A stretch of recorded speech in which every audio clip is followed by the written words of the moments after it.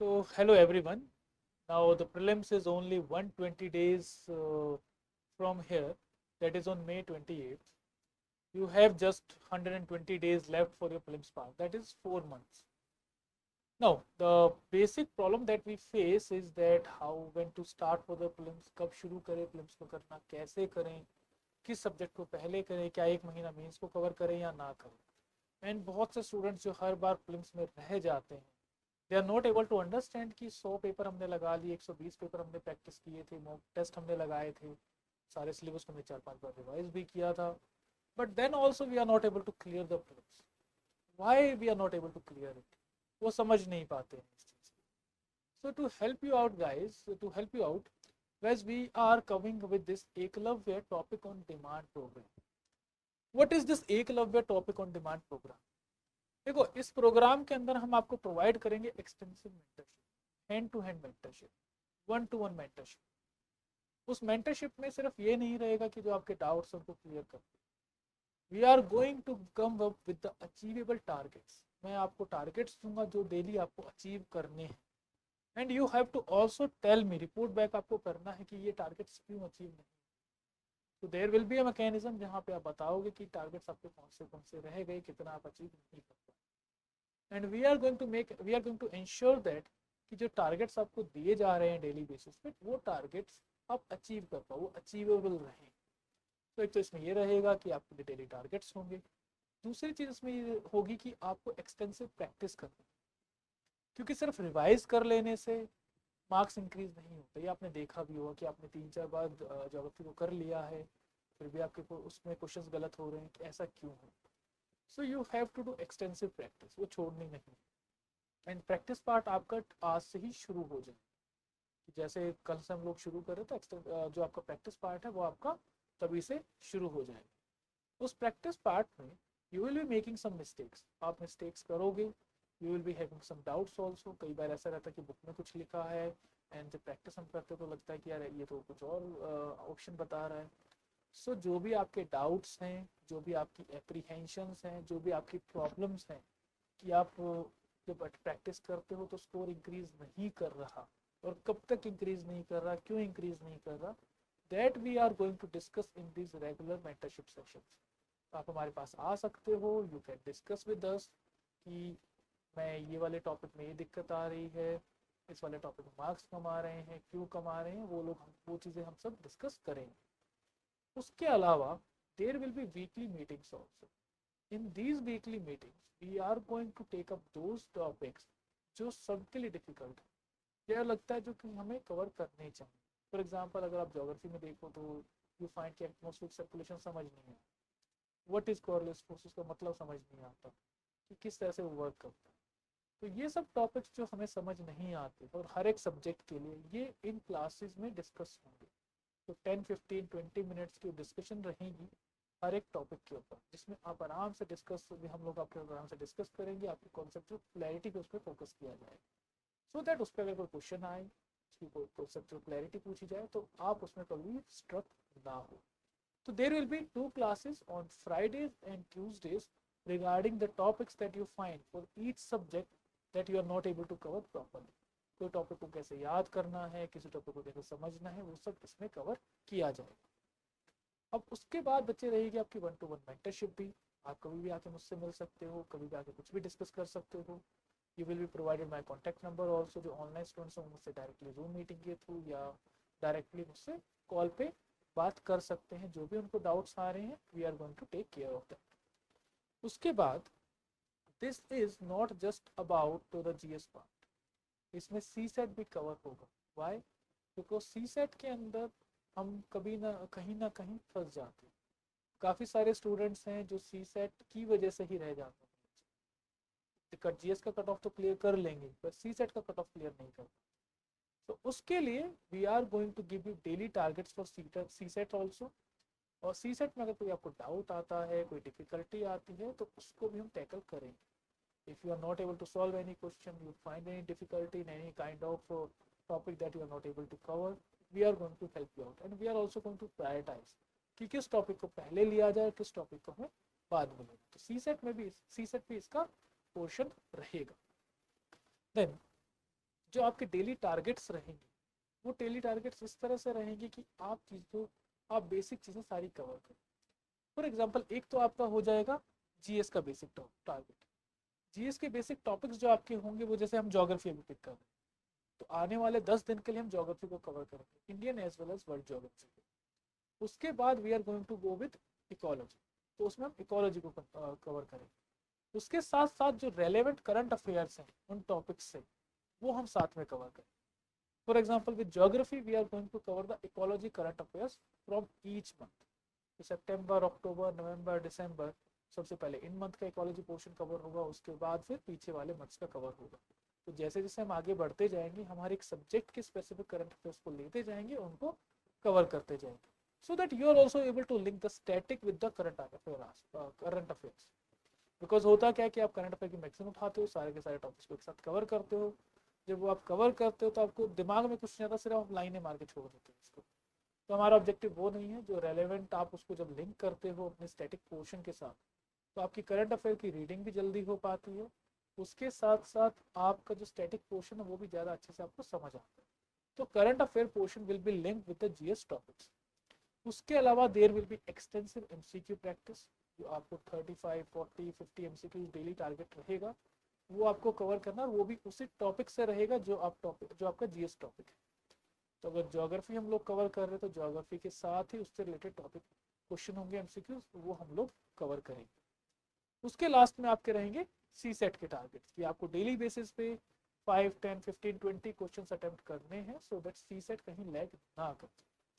And in चीज़ों में जो भी आपको डाउट्स आते हैं, इन एरियाज़ के अंदर जो भी आपको लगता है कि यार ये मैं कवर नहीं कर पा रहा हूँ, ये मुझे समझ नहीं आया, that will be discussed in the weekly meetings that we have. At least twice meetings होंगी, अगर ज़रूरत होगी तो उससे ज़्यादा भी की जाएंगी। तो this program covers your basic, जो टारगेट्स आपको डेली अचीव करने हैं, उन टारगेट्स को कैसे अचीव करना है, किसी टॉपिक के अंदर डिफिकल्टी है तो उसका एक्सप्लेनेशन, उसका पूरा डिस्कशन, उसकी conceptual clarity, as well as MCQs में क्या आप प्रॉब्लम फेस कर रहे हो। आप जो बोलते हैं इंट्यूशन आप नहीं डेवलप कर पा रहे हो, आपको कितने क्वेश्चन अटेम्प्ट करने चाहिए, क्यों करने चाहिए, कैसे आपका स्कोर इंक्रीज होगा, वो सारे एरियाज पे फोकस किया जाएगा। This program will be starting from tomorrow itself, that is 29th January. So 29th से हम लोग इस प्रोग्राम को शुरू कर रहे हैं, because we don't have much time left. So जो भी बच्चे ज्वाइन करना चाहते हैं, जिन बच्चों को लगता है कि yes this will be helpful, तो वो इमीडिएटली रजिस्टर करें। The link is provided in the description part, तो उसको कर लें। दूसरा, ये program as such free of cost है। There is only a registration fees of ₹100 जो आपको पे करनी है। That you have to go to the Kalam IAS Academy website, तो ₹100 आपको पे करने हैं, not more than that, and you just send the screenshot. So सिर्फ ₹100 रहेंगे, and this program will continue till the prelims. जब तक आपका प्रीलिम्स होगा तब तक हैंड होल्डिंग प्रोवाइड की जाएगी, तब तक everything will be there, mentorship will be there. So उस तरह से इसको रन करेंगे। दूसरी चीज़ बच्चे ये है कि इस प्रोग्राम के अंदर we are targeting that you are able to cover your syllabus at least twice और थ्राइस, कि 2 से 3 बार रिवीजन तो हो ही जाए, और उससे ज़्यादा अगर आप टाइम निकाल पाते हो तो आप 4-5 बार भी रिवीजन कर सकते हो। So by April 5th we are going to cover our first iteration, कि हम पहली रिवीजन या पहली जो इन डेप्थ स्टडी है सिलेबस की वो हम कवर कर लें।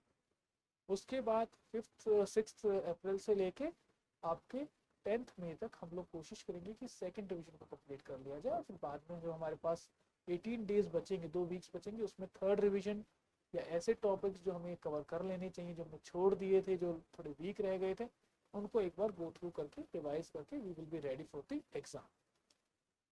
अब देखो इसका जो प्लान है आपकी इस एकलव्य प्लस प्रोग्राम का, वो प्लान इस तरह से डिज़ाइन किया गया कि आप जो इम्पोर्टेंट स्टैंडर्ड बुक्स हैं उनको कवर टू कवर करो, और इस तरह से करो कि आप एफिशिएंटली कर पाओ। ये ना हो कि एक बार एक चीज़ की फिर उसी को रिपीट कर रहे हो और आपको आखिर में समझ कुछ नहीं आ रहा। तो फॉर्मेलिटी के लिए स्टैंडर्ड बुक्स को कवर नहीं करवाएंगे, हम लोग कवर करवाएंगे सो दैट वो आपके दिमाग में बैठ जाए, कॉन्सेप्चुअल क्लैरिटी उसकी आपको आ जाए। तो इसके लिए फर्स्ट ऑफ ऑल, जैसे ज्योग्राफी से हम लोग कल शुरू करेंगे, तो I am just giving you a glimpse कि टारगेट्स किस तरह से रहेंगे। तो 29 जनवरी के लिए इस तरह से कुछ रहेगा कि you are going to start with the geography portion. Class 11th की बुक लेंगे हम लोग, fundamentals of physical geography. Unit 2 को कवर करेंगे because unit 1 is basically about geography का बेसिक क्या है, ज्योग्राफी के टाइप्स वगैरह क्या हैं, तो that you can cover by yourself and most probably UPSC don't ask question from that area. So we are going to focus upon the second unit first, the origin and evolution of earth and interior of earth. अब इसके अगर आप सब topics देखोगे तो early theories, origin of the earth and modern theories, our solar system, evolution of earth है। उसके अलावा इंटीरियर ऑफ अर्थ में geomorphic process, endogenic processes, exogenic processes, weathering हो गया, मास मूवमेंट हो गया एंड इरोजन, सॉइल फॉर्मेशन, ये सब टॉपिक्स। अब ये तो हो गया आपका एक्सेस कि आपने 11th क्लास के एनसीईआरटी को कवर कर दिया। अब नाउ थिंक अबाउट तो ज्योग्राफी के लिए आपको 6 to 12 की एनसीईआरटीज बोली जाती हैं, पर हम लोग क्या कवर करते हैं, सिर्फ 11th और 12th की कवर करते हैं। ज़्यादा हुआ तो 9 to 10 की भी कवर कर लेते हैं। एंड समटाइम्स वी फाइंड कि क्वेश्चन 7th क्लास की बुक में दिया हुआ था वो आगे, या 6th की में दिया होता, तो बच्चे पूछते हैं कि क्या इसको कवर करें ना करें। यस, आपको कवर करनी है। अब टाइम उसमें ज़्यादा लग जाता है, जीसी लियोंग है उस बुक को कवर करें या ना करें, उसमें टाइम बहुत लग जाता है। एक बार 11th क्लास की बुक करो, फिर जीसी लियोंग को करो, और रिपीटिव लगती हैं चीज़ें, तो उसको कवर कैसे किया जाए। तो उसको कवर करने के लिए हम क्या करेंगे, हम डेली बेसिस पे जो हमारे टॉपिक्स हैं जो हम 11th क्लास के एनसीईआरटी से कवर कर रहे हैं, उसी के साथ साथ हम जीसी लियोंग से भी कोरस्पॉन्डिंग टॉपिक्स को कवर करेंगे। जैसे अर्थ एंड यूनिवर्स क्या है, आपकी फर्स्ट चैप्टर से relate, then vulcanism and earthquake, exogenic endogenic movements से रिलेट करते हैं। Then you weathering, mass movement and ground water, ये किससे रिलेट करता है, वेदरिंग, मास मूवमेंट और सॉइल फॉर्मेशन वाले टॉपिक्स को। तो ये 3 टॉपिक्स आप साथ में कवर कर लोगे। तो अब इससे होगा क्या, इससे ये होगा बच्चे कि अगर मान लो आपने वेदरिंग पढ़ा, तो वेदरिंग का बेसिक सारा का सारा 11th क्लास के सेटिंग में हो चुका है। जीसी लोग में कुछ अलग नहीं मिलेगा कि वेदरिंग का कोई और कॉन्सेप्ट या कोई डेफिनेशन नहीं मिलेगी, पर हो सकता है वेदरिंग के कुछ एक्स्ट्रा एग्जांपल्स मिल जाएं, या कोई ऐसी चीज़ एक्स्ट्रा कोई टॉपिक है जो एनसीईआरटी में कवर नहीं है, तो उस एरिया पे आप फोकस कर पाओगे इसीलिए। और जो आपको लगता है कि ये चीज़ें हैं जो मेरी एक्स्ट्रा दी हुई जीसी लियोंग में या 7th क्लास की बुक में एक्स्ट्रा दी हुई हैं, तो उन चीज़ों को आप वहीं पे 11th क्लास के एनसीईआरटी की बुक में तो साइड में लिख लो, या उसमें कुछ पेजेस ऐड कर दो चैप्टर के बाद, या अगर आपके क्लास नोट्स जो आपने बनाए हों या एनसीईआरटी के नोट्स अगर आपने बनाए हो तो उसमें ऐड कर दो। तो point is this that you are consolidating all your study material at one point, ताकि जब आप अप्रैल 5th के बाद रिविजन करोगे तो उस रिविजन के अंदर आपको मल्टीपल बुक्स नहीं पढ़नी पड़ेगी। आप सिर्फ फंडामेंटल्स ऑफ फिजिकल ज्योग्राफी उठाओगे और उसी को पूरा पढ़ दोगे, क्योंकि जीसी लियोंग के जो एडिशनल एलिमेंट्स हैं वहाँ कवर हो ही रहे हैं, तो दोबारा से जीसी लियोंग पे जाने की जरूरत नहीं पड़ेगी। एंड ये आपको स्टेट सर्विसेज के अंदर भी हेल्प करेगा। अगर कोई भी स्टेट सर्विसेज एग्जाम आता है तो you have consolidated all your syllabus in one book, तो फिर बार बार आप उसी चीज़ को रिवाइज कर सकते हो। और रिवीजन के साथ साथ उसको इफेक्टिवली आउटपुट कैसे देना है, that is daily MCQ practice, वो आपका साथ में रहेगा ही। तो डेली बेसिस पे आपको 3-4 चीज़ें करनी हैं। एक तो आपको जीएस के टॉपिक्स जो दिए गए वो टारगेट्स पूरे करने हैं, साथ में करंट अफेयर के टारगेट्स पूरे करने हैं, साथ में you have to cover the C set portion also कि उसके एमसीक्यूज लगा लो, और आपके जीएस के एमसीक्यूज। ये 4 चीज़ें हम करें। जो बच्चे अगर अभी अपना ऑप्शनल को कर रहे हैं तो वो 2-3 घंटे अपने ऑप्शनल को दे सकते हैं। वो चाहे उन्हें लगता है कि नहीं ये सारे टारगेट्स पूरे नहीं हो पाए, तो एटलीस्ट आपके 11th क्लास के एनसीईआरटी के टॉपिक सारे कवर कर लेने हैं। इसीलिए उनके कुछ एडिशनल चीज़ें अगर होती हैं आपको नहीं कर पाते तो हम उसमें आपको हेल्प आउट करते हैं। सो this Ekalavya Plus topic on demand program, it is starting from 29th January, that is from tomorrow itself, because I don't want to waste any more time. जो स्टूडेंट्स रजिस्टर करना चाहें वो description में link provided है, वहाँ पे जाकर register कर सकते हैं। There will be 100 rupees nominal fee, and if any student find that I will not be able to pay that, वो भी प्रॉब्लम नहीं है, you can directly join as well, just fill a registration form at the centre. It is available for both online as well as offline mode. Online students के लिए we will be having special mechanism, recorded lectures या Zoom meetings या direct live classes उनको provide की जाएंगी meetings. So if you find this program that it can be helpful for you, you please join it, and I will be there to tackle any kind of issues that you face with respect to the CLIBS part. So with this, myself Ajay Singh signing off. If you find it helpful, please do join it. If not, then it's your choice. Thank you very much.